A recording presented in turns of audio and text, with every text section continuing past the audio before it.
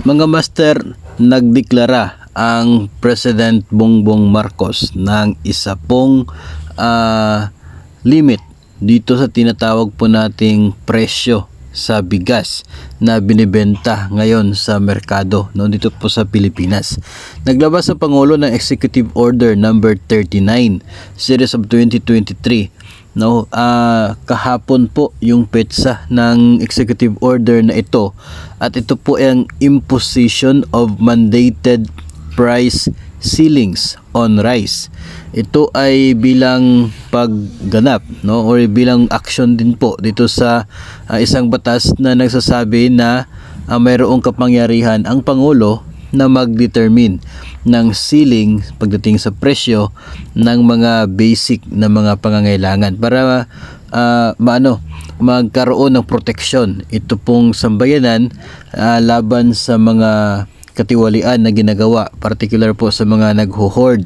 na mga produkto. Dito po sa bigas, no, dito po sa Executive Order number 39 mga master, ay naka price ceiling po sa 41 pesos per kilo ang regular milled rice at 45 pesos naman per kilo ang mga well milled rice na dapat ay binibenta, no, sa palengke. So naglabas ng order ito si Pangulong Marcos na mag-determine o mag-monitor ang DA at DTI at maging ang kapulisan na rin para ma-implement itong nilalaman ng kanya pong executive order. Sa buong bansa po applicable ito pong price ceiling na ito na order ni Pangulong Bongbong Marcos,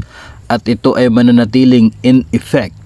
and in full force unless ito ay to be lifted by the President upon the recommendation of the Price Coordinating Council o kaya ay ng Department of Agriculture at ng DTI. So siguro pagkatapos po nito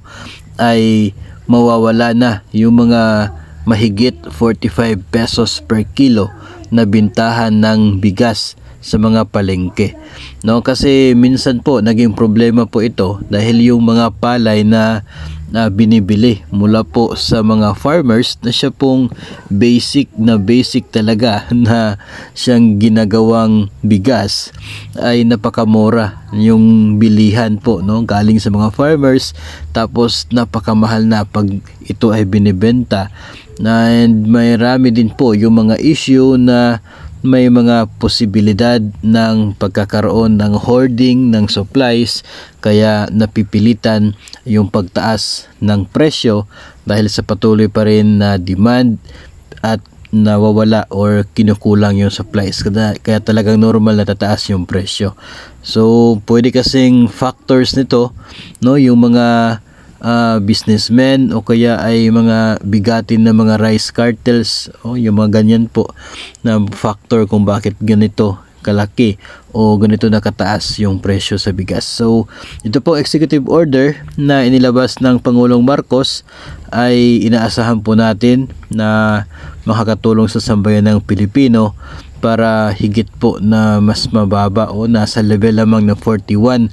hanggang 45 pesos itong presyohan ng mga binibentang bigas. Ito po ay ating ibinabahagi sapagkat tayo po, no, na mga empleyado ng gobyerno ay katulad po ng mga karaniwang Pilipino na mahilig sa kanin, kaya talaga pong hindi po pwedeng kakain na wala po tayong kanin, no? So tayo talaga ay consumers at bumibili talaga ng mga bigas.